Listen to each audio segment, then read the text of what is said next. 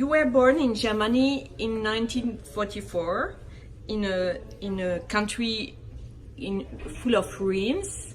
Do you think it had an influence on your perception of aesthetic?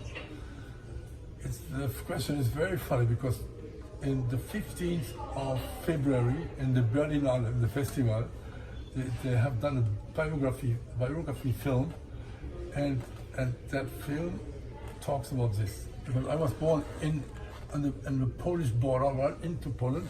Yes. And when the war started, or when the war ended, we had to leave, and we were leaving through, I mean, the worst moment in the war, and that was the beginning of my life in a way.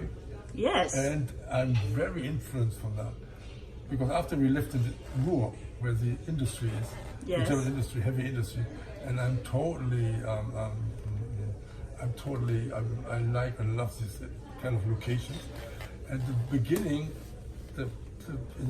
I did a lot of work there. So I started as a factory photographer or something. But in what way of aesthetic does it has an influence? I like more the Ruhr, the industrial cities, than Venice, for example. No?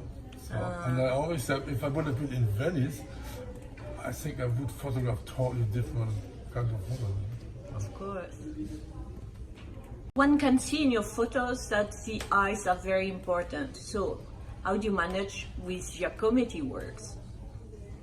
But in Giacometti's work, I can't say something special about the eyes, but in the photography, the eyes, they show you the inside, and it's very important, the eyes. And Giacometti, the whole sculpture is eyes, because every centimeter is like treated with his knowledge, I would say. Yes. So it's maybe pathetic, but it's beautiful. And when you photograph the things, every little piece on the sculpture is full of life, and you have the impression you can look through this inside, and it feels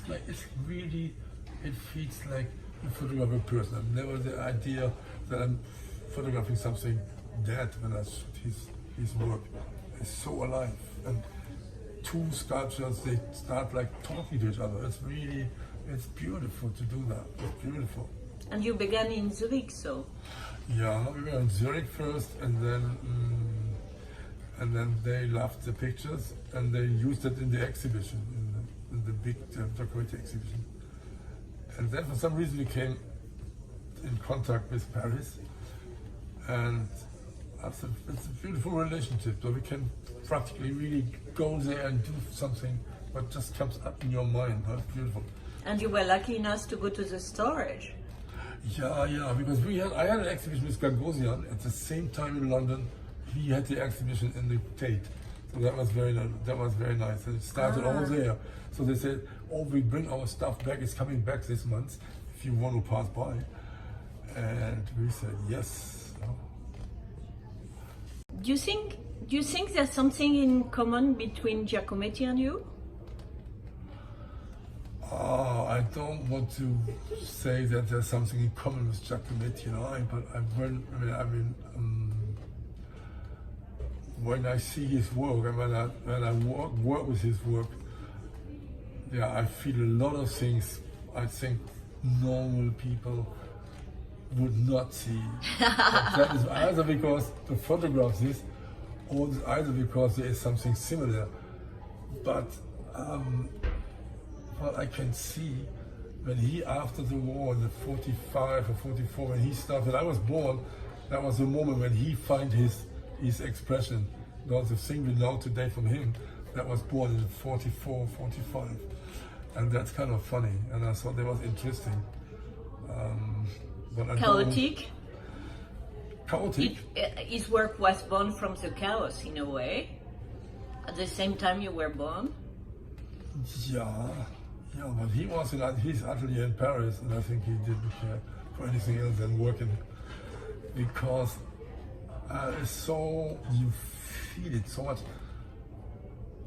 And for an artist, I mean, when you see what he has done before, a lot of different things, trying to find his language, and it didn't happen earlier, and then at one point it happens, and that is when you get in contact with your own,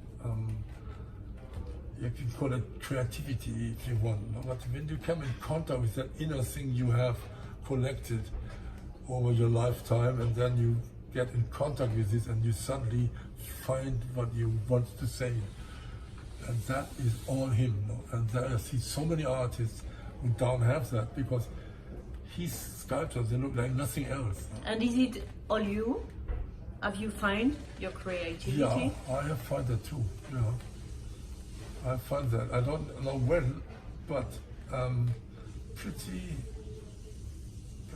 early, or anyway, pretty strongly, Because if you work, you can do two things. Either most of the people, they look outside what's happening, and they do something, they jump on the wagon and go visit more.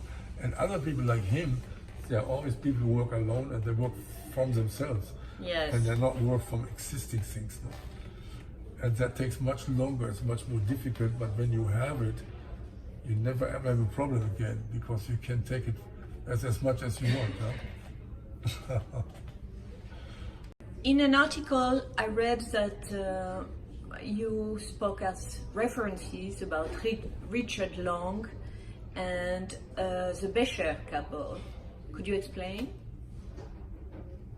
Yeah. Because I was just, a nice artist student in Krefeld when I was around the 20s and beginning 20s, and the knowledge of art. I haven't been in the art school, even I was coming to the art school, and people don't teach you things like that. So, and then when the land art started, like with Richard Long, I was in a museum in Krefeld, and he just had a circle of stones in the middle of the garden, and I was like surprised, and I felt that there's something really, really far and brilliant going on. And then a little bit later, and that was the reason that I stopped being an artist. Why? That was Joseph Kossuth. Ah, okay. When the concept art came, and especially Joseph Kossuth, I saw the three chairs, the word, and then the photograph, and then the real chair. And I really understood what was going on, and that was so far more brilliant than our stuff. And I was doing objects you could move. That was pretty good and pretty successful. But when I saw this, I just said, that was it. I have to think, I've stopped. I have to think about it. I can't go on like this when you see brilliant things like this coming over here. And the funny thing is, Joseph, and I said in many interviews, and Joseph's daughter, one of the daughters, read this and said to his dad, Lindbergh, the photographer, the guy, the German, he said this. And so he contacted me, and we met 3 weeks ago in Paris. He came to Paris, we spent a day together, and really was beautiful. And so that's why you decided to focus on photography. That was not really a decision. I was doing nothing. I said, okay, I relax and I think about everything, and then before I do something again.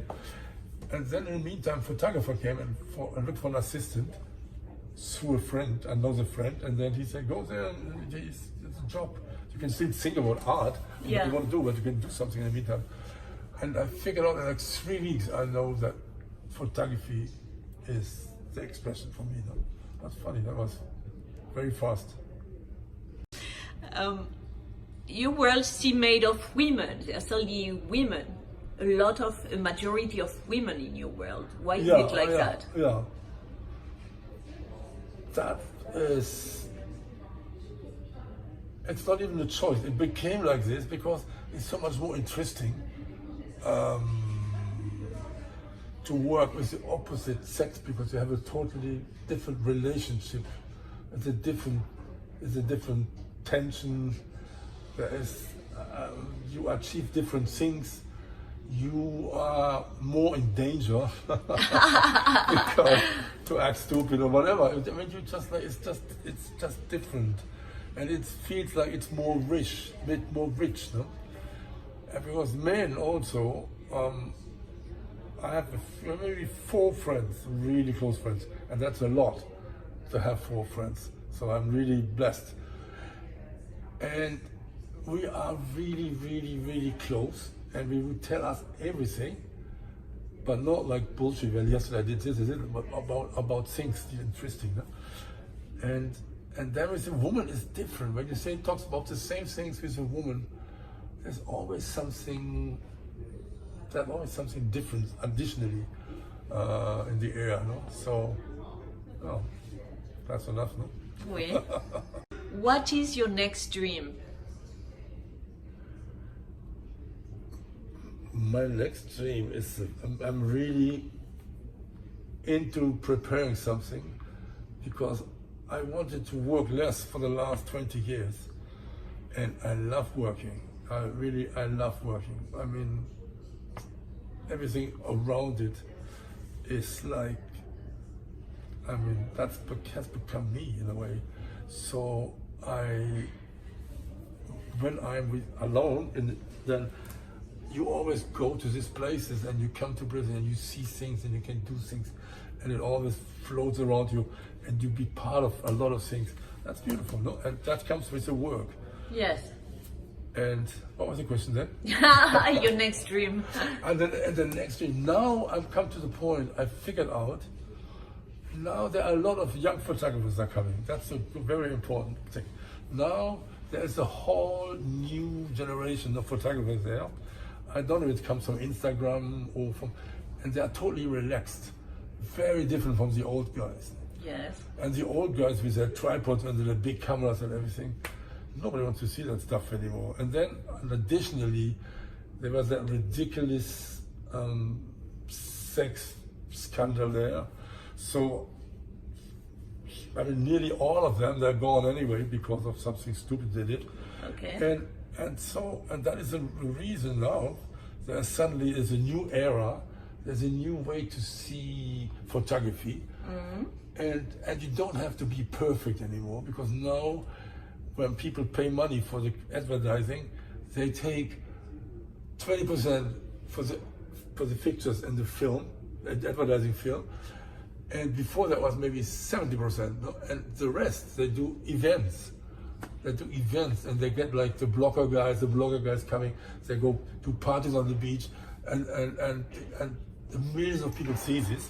And what is your dream? And yeah, it's coming. And so I said, wow, my dream is maybe possible now, because nobody's going to want you anywhere anymore in like a few months. You think so? Yeah, I think so, because and when you see this thing, and they say the photos are terrible from the young photographers. I said, you don't understand. They're easy. You know, their photos are easy, and your photos are not easy. They're like complicated, no? And that's why this is coming. And you see, and like my assistant got me a whole. He did a great work, and he got all the new campaigns, all the new editorials, all the magazines, and I said, then you put it there and show it to me, and he did that, and I walked in the room, it was all on the floor, and I said, look at this, that's finished for the big guys, huh? It's finished, and it's true. And you see now this is the pictures from my So what is your dream now? And my dream is to say yes to this and get the hell out of here. So it means to go and party on the beach? No, to leave space for the guys who want to party on the beach, and I go somewhere else who can take care of things I want to do. No? Like what? Yeah, like thinking, reading, looking at your life, what happened to you, and that's really and stop so making nice. photographies? Yeah. I mean, you will always do experimental things, maybe, or. But so I think the most important part is going to be to do exhibitions, you know, and to use the things you have done, put them together in a different way, get different angle. Because you can do like on and on, go on and on and on and on, and then you see something on the right side or the left side, it's coming, and you say, wow, that is fabulous. So I don't have to go on anymore because I do my stuff now. and let's the guys go on, no? And that's really nice to see that that way. And the dream is to find the right thing now, and not to do a mistake. Then you sit there like in 3 months, you say, "Oh God, that's really boring." No, because it's not going to be boring. It's really. I mean, and I'm really excited about this idea. But so we are waiting for that. Yeah, it's exhibition. And look, we do this exhibition here. We do another one in Porto. Then I do in 15th of February. There comes a film about my life. It's funny, no? Wow. A feature film in Berlinale comes out. Yeah. So that is a lot of things to avoid, at least when it's not me doing it, somebody does it, no? And I have nothing to do with it. Then it is an exhibition, a big exhibition. Where? In Düsseldorf. And where? I can't tell it before they come out with the. Okay. They tell me don't tell anybody. But the biggest and beautiful museum. So you have plenty of dreams. And these are the dreams, and not to go there and do things you know how to do it, no? Just go on. I think, okay, guys, take the place, no? And I do something else. That's much more interesting. What would you like people to remember about you? There was one German who was a little less stupid than the other ones. What's a little what?